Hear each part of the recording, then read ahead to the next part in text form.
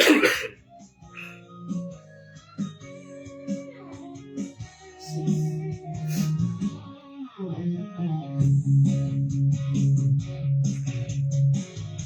bawat hakbang, ako'y naguguluhan. Tulad ng hangin, ako'y nawawalan.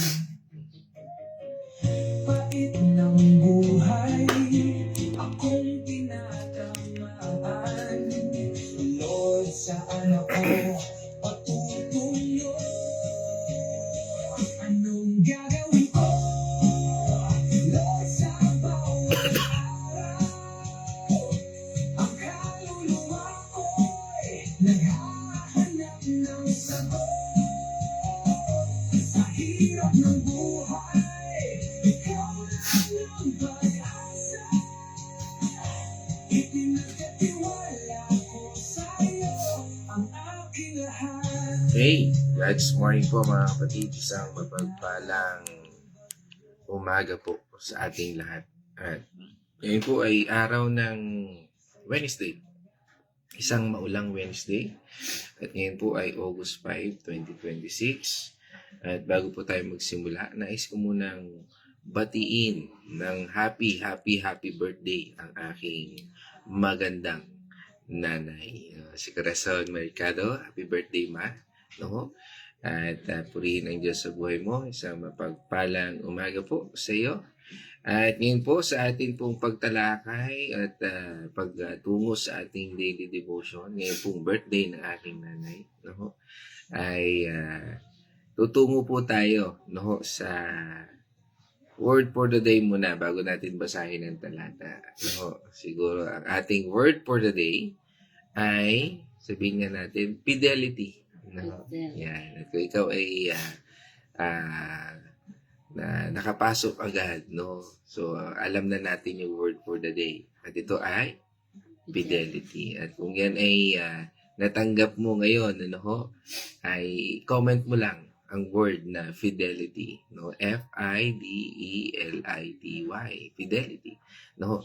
At ngayon po sa ating pagtalakay ng ating paksang ito, no, ay ito po ay mula sa Luke chapter 16 verse 10, no. At ito po ay pamagatan nating from the word itself na sinabi natin, fidelity in the ordinary opens doors to the extraordinary. No, ulitin ko po, ating title ngayon is Fidelity in Ordinary Opens Door to the Extraordinary. Okay, so sa ngayon po, at sa ating pagsisimula, tayo po ay sasamahan ng aking partner para po basahin, no, ang scripture nito at tayo po ipangunahan sa pananalangin. God's morning mga kapatid, tayo po ay babasa sa Lucas 16 verse 10. Ang mapagkakatiwalaan sa maliit na bagay ang mapagkakatiwalaan din sa malaking bagay. Ang mandaraya sa maliit na bagay ay mandaraya rin sa malaking bagay. Tayo po ay manalangin. Hallelujah Lord, maraming salamat Panginoon sa umagang ito. Panginoon, salamat po sa bagong araw at sa bawat mga kapatid na kasama namin ngayon sa aming morning devotion. Panginoon, gabayan mo kami sa aming pag-aaral ng mga salita, ng iyong mga salita. Buksan mo po ang aming isipan at puso at pagpalain ng bawat isa sa kanilang mga tahanan, Panginoon. Nawa pangunahan mo kami sa aming mga gagawin ngayong umagang ito hanggang sa mamayang gabi sa aming pagtulog, Panginoon. Samahan mo po ang bawat isa at bigyan niyo po kami ng knowledge at wisdom, Panginoon. Ganon din ang kalakasan ng katawan sa aming mga maghapong gagawin, O Lord. At sa aming pong ina na si Mama Corazon, Panginoon, patnubayan niyo po siya at bigyan ng kalakasan ng katawan sa kanyang kaarawan, Panginoon. Maraming salamat po sa kanyang buhay, Panginoon. At ang lahat po ng ito ay aming pinapanalangin sa pangalan ng inyong anak na si Jesus. Amen. Amen. Ano ho? At ngayon po, no? Nais kong basahin muli ang scripture na ito, no, sa Amplified Version. Sabi po na dito, "He who is faithful in a very little thing is also faithful in much. And he who is dishonest in very little things is also dishonest in much." No, nako. Napakaganda ng ah pangungusap ng ating Panginoong Jesucristo, no? Sabi nga po ay minsan akala po natin ang tunay na pagpapala ay at sabi nga o sabihin natin yung mga malaking tungkulin ay para lang sa mga gumagawa ng malaking bagay. No, minsan nakala natin dahil sa laki ng kanyang responsibilidad, ano, ay yun lang yun, no? Pero, o kaya minsan, kung tayo ay nasa isang mataas na posisyon, o tayo ay kilala ng marami, ay yun na yun. Pero, nilinaw po ng salita ng Diyos, hindi nagsisimula ang kanyang pagpapala at pagtitiwala sa kung gaano kalaki ang ating ginagawa. Nagsisimula po ito sa kung paano natin pinangangalagaan ng tapat ang maliit na bagay na ipinagkatiwala ng ating Panginoon Diyos sa atin. No? Kaya nga po, dito sa ating topic, no? At sa ating word for the day, the word is fidelity. No? That is the word of the day. No? At dito sa ating paksa ngayon ay pinamagatan nating fidelity in ordinary. Sabi nga dito, no? Ito po ay ang pagiging tapat kahit walang nakatingin. Kahit simpleng gawain lang, kahit parang walang halaga o parang walang nagbabago. Sabi nga po din dito is opens doors to the extraordinary. Kapag napatunayan nating napagkakatiwalaan tayo sa kakaunti, ito ang paraan ng Diyos upang ipagkatiwala sa atin ang mas malaking, sabi nga ay bahagi ng kanyang plano, pagpapala at kaharian. Yan po ang mga bagay na napakasarap, no? Na sa lahat ng ating iniintay, sa lahat ng ating mga pagpapagal, yan po ang katotohanan. Kaya nga po, ito pong ating talata ngayon ay bahagi po ng turo ng ating Panginoong Hesus tungkol sa talinghaga ng tagapamahala. Ano ho? Sabi nga, the unjust steward. Ano ho? At binanggit po niya ito upang ipaliwanag kung paano natin ginagamit ang lahat ng ipinahiram sa atin ng Diyos, no? Maging yan may pera, talento, oras, relasyon, kalusugan, at pati na rin ang ating mga puso. Hindi po ito hiwalay na utos. Dahil ito po ay prinsipyo ng pagsusukat ng tiwala ng Diyos sa ating mga buhay. At sa ating pagkabasa, no, napansin po natin, nabanggit po niya doon yung faithful. No? Ang faithful po sa Greek word ay pistos. Hindi lamang po ito ibig sabihin na sumusunod, kundi mapagkakatiwalaan, matibay, at hindi binabago kahit ano pa ang mangyayari. Nasabi rin dito ay very little thing. No? Sa Greek word nito ay ilachistos. No? Ibig sabihin, pinakamaliit, pinakamababa, tila walang halaga sa paningin ng mundo. Ano ba yung mga bagay na parang tila sa tingin mo ay hindi mo binibigyan ng pansin? Mga talento mo na akala mo ay walang halaga sa iyong paningin, walang halaga sa iyong buhay. Pero sa Panginoon, may halaga. Sabi nga dito sa word nito, much, sa Greek word is holis. No? Marami, malaki, mahalaga, malawak na pananagutan at pagpapala. Nabanggit din po dito ang dishonest o unrighteous. Sa Greek word po is adikos. Hindi lamang po nagnanakaw, kundi hindi umaayon sa katotohanan ng Diyos. Kapag ito ay tumataliwa sa katotohanan ng Diyos, yan po yun.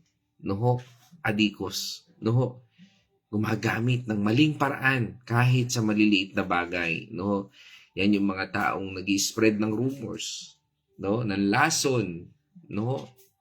Kaya nga po, ito po yung ating pag-aralan, no.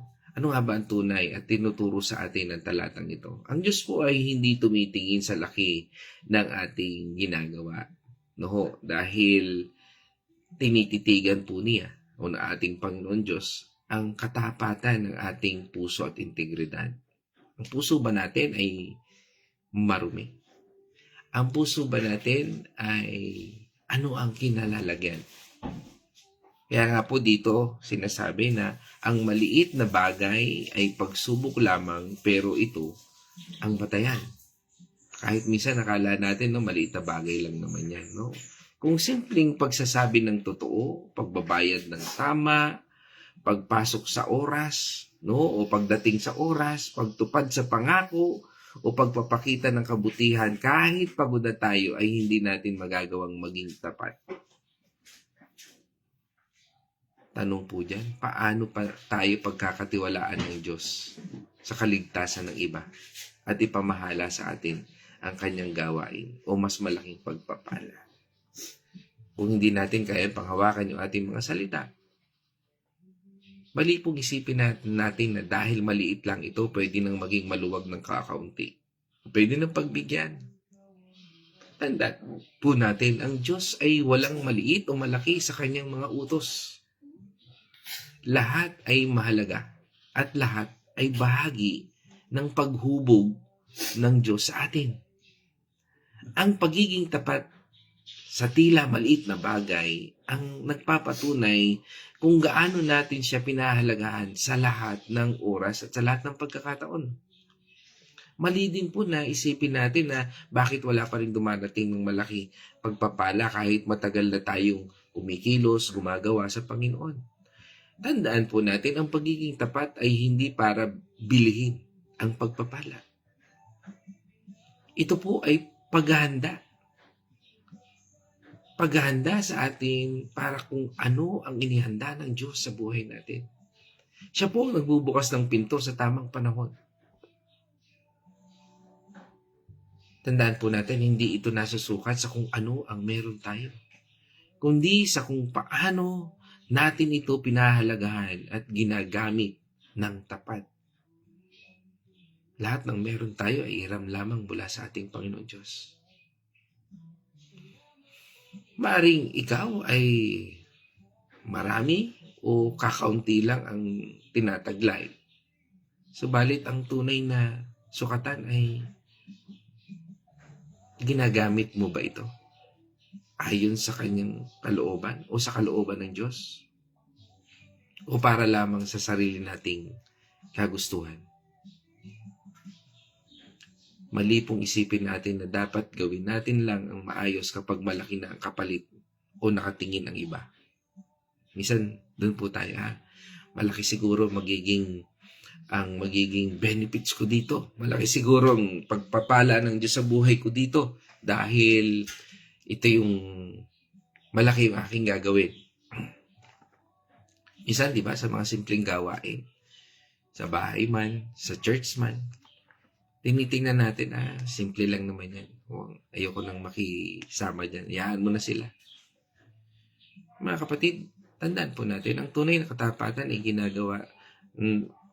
nagagawa pa rin natin kahit minsan ikaw na lang at ang Diyos ang nakakaalam. Ito yung mga bagay na hindi na natin kailangang ihayag pa minsan sa iba. O kahit walang nakatingin. O sinasabing hindi po ito pagpapakitang gila sa kapwa, kundi pagiging tapat sa Diyos na nagbigay ng lahat ng ito para sa atin. Sabi nga po sa atin ng commentary mula po dito, ni Matthew Henry. Sabi po niya, ang pagiging tapat sa maliit na bagay ay patunay na ang prinsipyo ng iyong relihiyon o ng iyong pinaniniwalaan ay tumatatak sa iyong puso. Kung kaya mo mapagkatiwalaan sa maliit na bagay, ibig sabihin, tumatak yung salita ng Diyos sa buhay mo. Sabi rin po ni John Calvin, huwag tayong magreklamo kung maliit pa ang mga ipinagkatiwala ng Diyos sa atin doon muna niya sinusubok kung karapat-dapat tayong bigyan ng higit pa. Sabi nga sa atin ng Matthew 25, verse 21, Sinabi sa kanya ng Panginoon, magaling, tapat at mabuting lingkod. Halika, makihati ka sa aking kagalakan, maging tapat ka sa kaunting halaga, kaya gagawin kitang tagapamahala ng malaking halaga. Amen. Ano ho? Napaka sarap pakinggan na sabihin sa atin ng Panginoon, mahusay at tapat na lingkod. Sa kakaunti ay naging tapat ka, kaya ilalagay kita sa marami. Ang kaunti na sinasabi dito ay tumutukoy sa mga simpleng responsibilidad na sabi nga po ay na ipinagkatiwala ng ating Panginoon Diyos, no, sa atin. Habang ang marami naman po ay mas malaking pagkakataon, pagpapala at bahagi ng kanyang gawain. Ito po ang matibay na katotohanan na ang pagiging tapat natin sa maaring sabihin natin mga karaniwan o mga simpleng bagay ay hindi po nasasayang. Ito po mismo ang pundasyon kung paano tayo itinataas at ipinagkakatiwalaan ng ating Panginoon Diyos ng higit pa, no? Kung tayo ay may sinabi sa ating kapwa, no? At hindi natin kayang panghawakan, ano, ay hindi po yun pagiging tapat. Kaya nga po mahalaga yung salita, no? Kasi ang salita tumatatak yan, Ang mga bagay na ginagawa natin, lumilipas yan, minsan nalilimutan. Pero yung salita, tumatatak po yan. Sabi rin sa atin ng 1 Corinthians chapter 4, verse 2. Ang katiwalay kailangang maging tapat sa Panginoon. Yan. Tayo po ay inaasahan ng Panginoon na maging tapat sa isip, sa salita, at sa gawa. Sa hinihingi natin sa mga katiwala, ito po ay sabi nga ay tayo po ay tinawag na mga katiwala. Lahat tayo. Yung ating pamilya, pinagkatiwala lang sa atin ng Panginoon. Ating katatayon sa buhay, pinagkatiwala lang sa atin ng Panginoon. Ang tanong, paano mo ito ginamit? Ibig sabihin, wala talagang atin. Sabi, walang sayo. Wala talagang ganun. Dahil ang lahat ng meron tayo ay ipinagkatiwala lamang po sa atin, no, ng Diyos. At ang pangunahing kinakailangan sa isang katiwala ay hindi talino, kasikatan, o kayamanan, kundi ang pagiging maaasahan at tapat. Sabihin mo nga, maaasahan at tapat. Maasahan. Yan po ang kailangan ng Diyos. Maaasahan ka ba? Tapat ka ba? Ito po ang pamantayan ng Diyos. Hindi ang pamantayan ng mundo. Sabi nga rin po sa atin ng Proverbs 28 verse 20. Ang taong tapat ay mananagana sa pagpapala, ngunit paparusahan ang yumaman sa pandaraya. Iyon. Ano ho? Malinaw po yun. Ang pagpapala ng Diyos ay laging kasunod ng katapatan. Hindi po ito palaging pera o material na bagay, kundi kapayapaan, mabuting relasyon, proteksyon, at paggamit sa kanyang kaharian. Ang mga taong matapat ay laging nasa tamang landas kung saan handa ang Diyos na ibuhos ang kanyang kabutihan. Paano po natin ito isasabuhay? Okay. Kung tayo po ay minsan ay nauutusan, no, ng simpleng gawain sa bahay o trabaho, gawin po natin ito ng buong puso para sa Panginoon. Doon nagsisimula ang pagpapalawak niya ng ating mga sakop. Simulan natin, no, sa ating mga sariling bahay. Sa ating sariling, yung ating abot natin, mga bagay na sa tingin natin ay tama, na sa tingin natin ay minsan tayo ay nabibigyan ng task, gawin po natin ng buong puso. Kung minsan tayo po ay natatanong tungkol sa mga simpleng bagay, magsabi po tayo ng buong katotohanan. Tandaan po natin, ang paglilihim o pagbabago ng kahit kaunti ay nagpapakita na hindi pa buo ang tiwala natin sa Panginoon Diyos. Dahil sabi nga, kung maliit na halaga o pagkakataon lang ito, gamitin ito natin ng tama at para sa tama. Dahil ang Diyos ay nanonood, hindi para hulihin ka. He is not police. Kundi para patunayan kung handa ka na sa higit pa. Huwag po nating isipin na dahil maliit lang ito, wala na pong epekto. Tandaan po natin, ang pagiging tapat ay lumalalim. Ang kawalan nito ay lumalala rin. Ulitin po natin ang pagiging tapat ay lumalalim. Subalit ang kawalan ng katapatang ito ay lumalala rin. Sabi nga po ng isang quote, greatness in God's kingdom is built in the quiet moments of ordinary faithfulness. God does not promote people because of talent alone. He promotes those He has proven trustworthy in obscurity.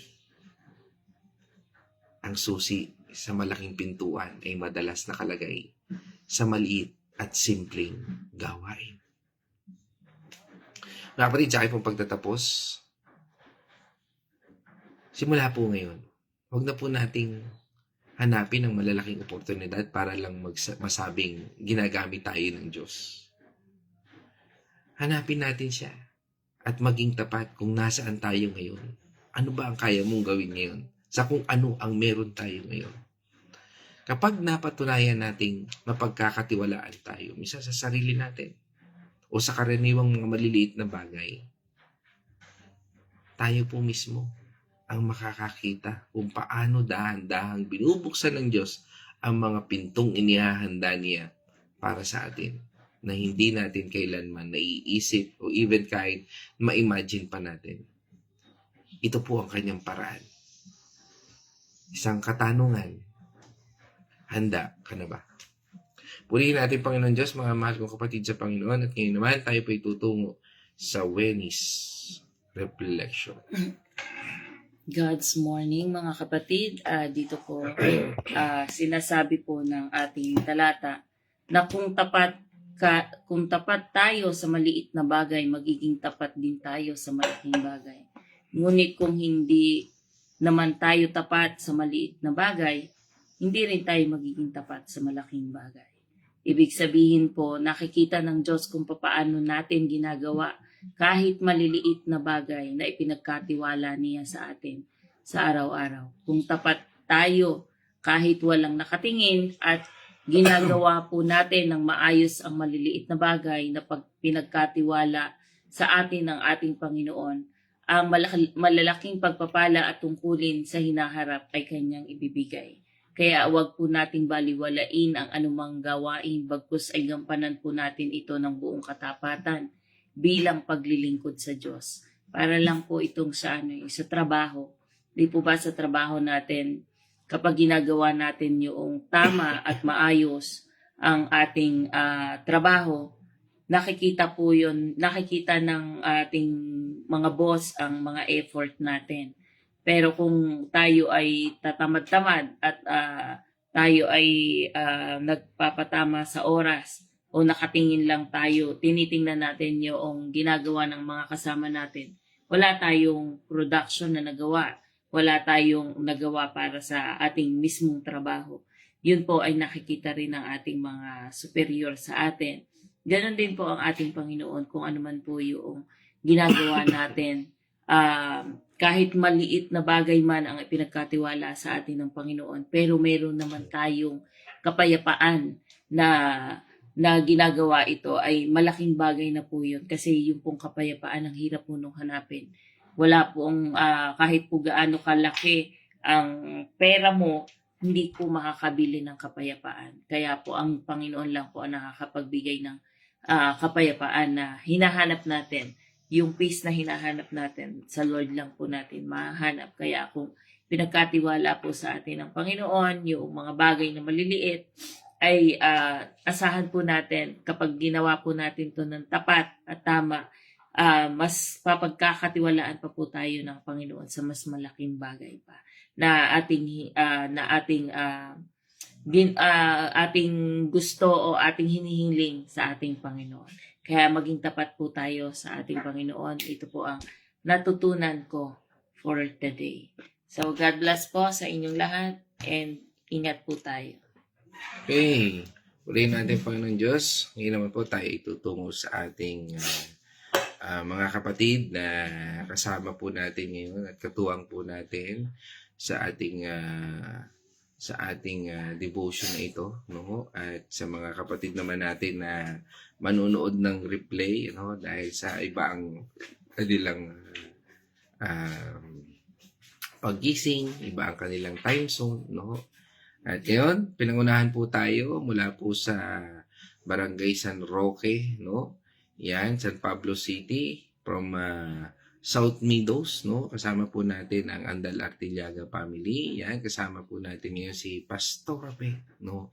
Isang mapagpalang umaga po sa inyo dyan, sa inyong buong family. At tungo naman po tayo ngayon sa ating kapatid, no? From Barangay Concepcion, no? San Pablo City, dyan sa Light Road, no? Kasama po natin ang Azucena Tanyo family. Yan, ang pamilya ni Brother Arthur at ni Sister Carmeline, ano? Azucena Tanyo. Yan, pagbati rin po natin sa kanilang mga anak kay Pau at kay Julie, no? At pagbati rin po natin dyan sa ating inaanak kay Tyron at kay Janessa na kasama rin natin ngayon. Yan, no? Yan. At pagbati rin man, nasundan po tayo na ating kapatid mula sa Bulacan, no? Chaong Quezon, kasama po natin si Kuya Chris, no? Artillaga. Siyempre, pagbati na rin natin dyan, no? Kay Nay Marta, Nay Gori, Nay Lina, no? Kay Yasel, kay Inigo, yan. At sa buong pamilya, no? Isang mapagpalang umaga po sa ating lahat. At sinundan po yan, ating kapatid, mula naman sa America, United States of America. Kasama po natin, lagi rin natin nakakasama ito, ang Daw family. Yan, sa pangunguna ni Nurse Abby. Yan, isang mapagpalang umaga po sa ating lahat, no? At yan, salamat po sa pagbati ninyo, Nay Marta, sa aking nanay. Yan, at sino pa? Yan, from Villa Escudero, kasama rin po natin, no? Si Nay Winnie Patual, no? At pagbati natin sa buong Patual family, sa mapagpalang umaga po. Yan, God's morning po dyan sa inyo. Yan, at pagbati na rin natin kay Ate Lisel Dalangin at sa kanyang pamilya. Yan, no? At sino pa po? Yan, at kasama rin po natin from Manhattan, ano ho? Ang ating kapatid na si Ate Nela. Yan, isang mapagpalang umaga po, ano ho? At yan, kasama po natin si Ate Nela Nonoso at pagbati natin sa buong family. At sinundan po yan ng ating kapatid naman mula sa Liliu, Laguna. Kasama po natin si Nay Edna Arocena. Yan, at pagbati natin sa buong pamilya. No? At tungo rin po tayo sa ating kapatid naman from Dolores, Quezon. No? Pagbati po natin kay Tatay Victor Dalangin at syempre dyan kay Nay TC Dalangin. Isang magandang mapagpalang umaga po sa inyong lahat. Yan, at syempre, yan, kasama rin po natin ang birthday girl. Yan, happy birthday ma. Yan, Corazon, Gitgano, Mercado. Isang mapagpalang umaga po. No? Yan, no? At yan, nabanggit ko na. Sino pa ba? Yan, at from Bacolod City naman po, kasama po natin muli ang Pios family. Yan. Kasama po natin ang Kuya George Pios. Yan. Isang mapagpalang umaga po sa inyong buong pamilya. At again, kasama po muli natin ang ating kapatid dyan, si Wilma Mandigma from Lumban, Laguna. No? At pagbati natin sa iyong buong pamilya at sa lahat ng mga mananahi ng barong dyan sa Lumban. Bakkenemen. Yan. Biro lamang po. Yan. Ingat po tayong lahat. Okay? So, dahil po dyan, sa ating pong pagtatapos, tayo po ay manalangin. Wala ho ako nakitang nagsulat ng word for the day. No? Magamat, okay. Okay lang po yun. Pero ang word for the day natin is fidelity. At ngayon po, sa ating pong pagtatapos, tayo po ay manalangin. O manaming Diyos na makapangyarihan. Muli, salamat po, Panginoon, dahil pinaalala niyo po sa amin ang mga bagay na sa tingin namin ay kaunti, walang halaga. Na minsan sa aming buhay ay tila ang tingin namin ay walang halaga. Pero sa iyo, Panginoon, lahat ay may halaga. Salamat, Panginoon, dahil tinitingnan mo ito na dahil kakaunti lang, kahit kakaunti lang aming kakayahan, ay pinahalagahan mo pa rin ito at pinagyayaman. Tunay, Panginoon, na napakadakila mo. Walang puso na katulad at makatutulad sa iyo. Kaya, Panginoon, turuan mo kami, Panginoon, na makasunod, na gamitin namin ang bawat bahagi ng buhay namin. Maging ito man ay kakaunti. Turuan mo kami na maging tunay na katiwala.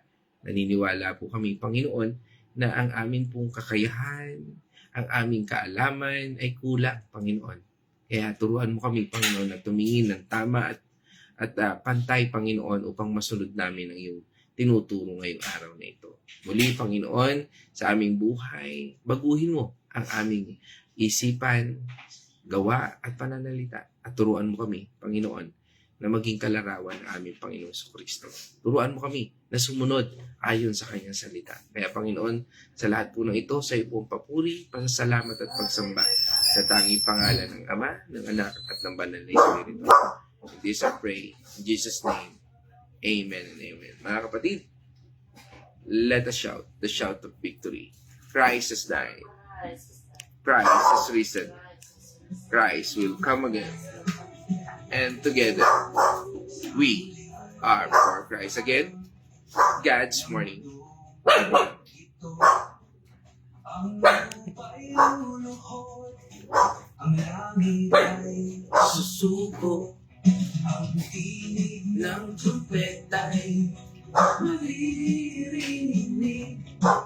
Panawagan ng Diyos, ang lahat ay iisip. Bubukas sa langit, mga anghel ay ang iyong pagsisiyan. Ang lumuhod sa kanya, may panahon pa upang magbago. May oras pa sa'yo, Panginoon ay sumuko. signing off.